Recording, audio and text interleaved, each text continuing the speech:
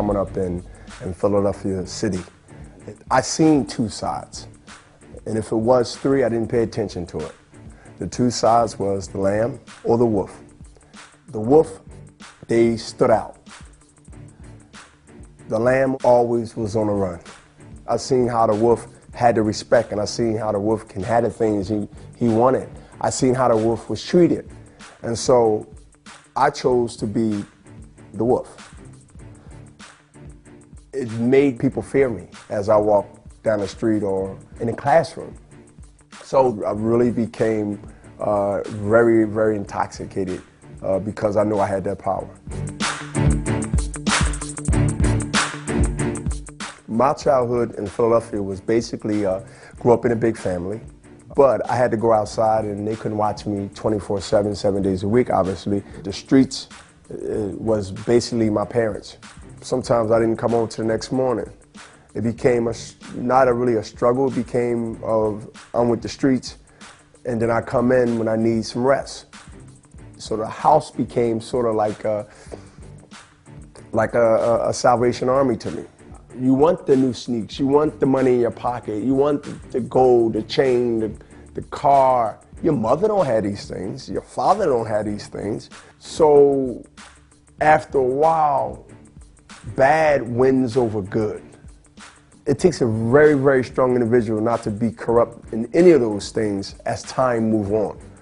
Myself and other people who went that road and experienced that world, and some got a second birth of life, and some is in the dirt. I got stabbed by a boyfriend of my sister. He had smacked her, did something to her. She came and got me and said that her boyfriend had beat her up. We went around the corner. Boyfriend was sitting there. I jacked him up pretty good. The next day, I was playing street football. And he came up and back at me and he stabbed me with a steak knife. I was too high for marijuana at the time to even realize, but I know I got stabbed because I just felt a warm sensation, coming down my jacket, and it was just all bloody. Underneath was a t-shirt. It was red, like somebody threw ketchup on the front of it. I got stabbed near my heart, which is up around here, and stayed in the hospital for like 2 months. After that, it was just basically all downhill as far as the way I looked at life. Like, I really didn't care. Like, I'll do something to somebody the next day and I'll walk in front of them the next day like it never happened. I have very, very low value on my own life. It was two graveyards. There's one in the dirt and there's one in the penitentiary. And that's where I experienced one of those. And that was the penitentiary at 17 to 24. Prison having a face of its own. Everybody's watching everybody. Everybody's watching the strong become prey. You always got to be on your game like a fighter in the ring. Your walk can get you in a fight. You staring at somebody too long can get you in a fight. It could be a phone. A lot of phone calls, a lot of stabbings happen because I'm on the phone, I'm not getting off in 10 minutes, maybe I'm taking 11 minutes. Now I'm on his time, he got 9 minutes. I've seen deaths. I've seen people get stabbed to death. I see people get hit with locks in the sock, padlocks, and get hit. The sock is doubled, so I won't go through the sock after a couple of hits.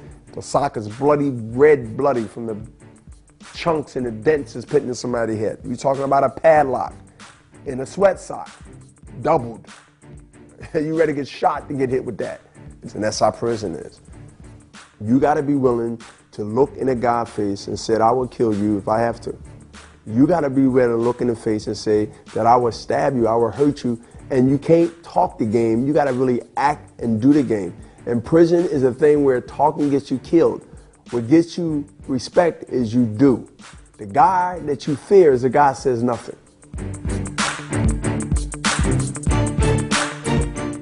They have boxing in prison. They have boxing in prison.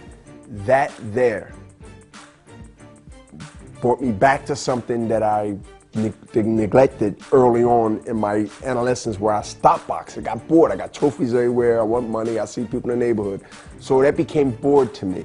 But I still had a reputation. But when I go to prison, not knowing the first 8, 9 months, I ran wild through the prison, like everybody else. You got to build reputation. You got to build respect. So, you know, you holding your own. But when the gym is presented and they got boxing tournaments amongst D block versus E block, A block versus B block. In some cases, you get good status to go to other prisons, shackled in a bus to another prison 3 or 4 miles down the road. We're having these state tournaments. And they got the headgear on and off, and they got the announcer. And they got the national anthem being sang by the inmate. And they got a yard where we in the summertime. And you got a guy, an inmate, that's acting like he's Howard Cosell. It became another way for people to know, wow, that guy, he can write. And this thing became sort of like a full circle with me. Because in the streets, people knew me, and they knew what I did. Now, half of that followed me, or who that, but then when I actually start physically, they start watching me, and I'm running the yard, and I'm training, I'm getting ready for sparring matches, and then fighting other prisons. It brought me the same respect that I had in the street. So I had killers. I had robbers. I had everybody that was in there for whatever they was in there for, whether they said they didn't do it or not. They weren't my judge. But they knew that Bernard Hopkins, yo, we got a guy that can fight on D block.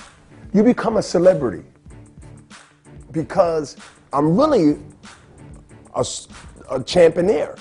But it was the respect when somebody said, don't mess with him. You all right? You need anything? You all right, champ? That was like my meds. That was medication for me. My thing was, when I get out, I'm never coming back. And if I can stay out longer than 6 months, I might have a shot, because that's never a thing that I can do. And turning professional and then losing my first fight, as you look at the archives, with Clinton Mitchell in May of 1988. Never forget it. It was like going back to prison. And them 15 months of inactive. If you look at 89, 1989, you look at 1990, I ain't do nothing in the ring. Every now and then they look at my record and say, what happened in 89? You lost in 88, 4-rounder, $100 a round. Here's my friends got $40,000 in a brand new Mercedes. And I just fought for my life. I thought that 4-rounder was like my life for $400. What side would you be on? Either I'm gonna be here, which was the right choice, or in the penitentiary or in the graveyard.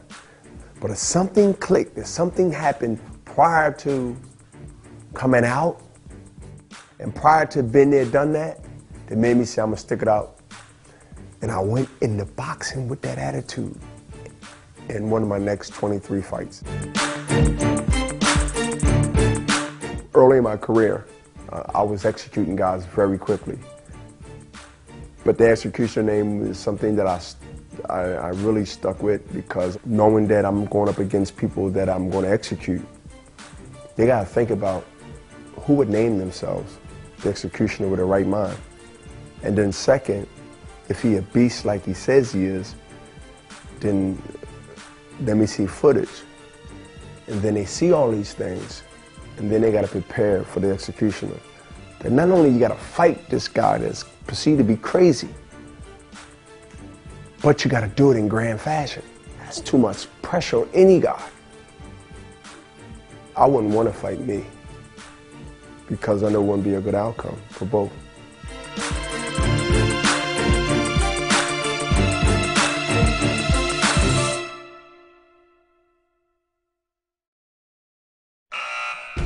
Everybody up! Cell block D, get up! Remember now, that professional boxing shit ain't gonna help you here. No refs, no rounds. You fight until somebody quits.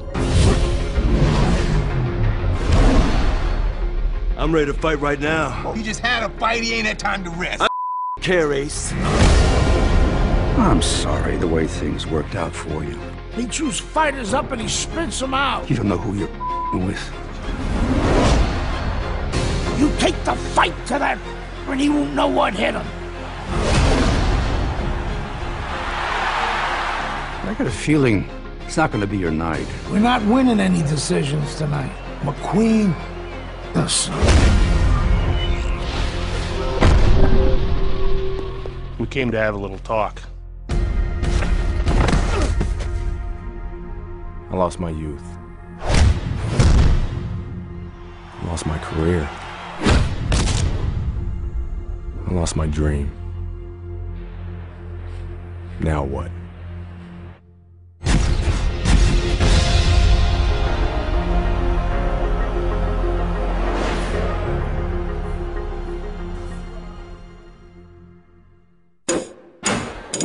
PlayStation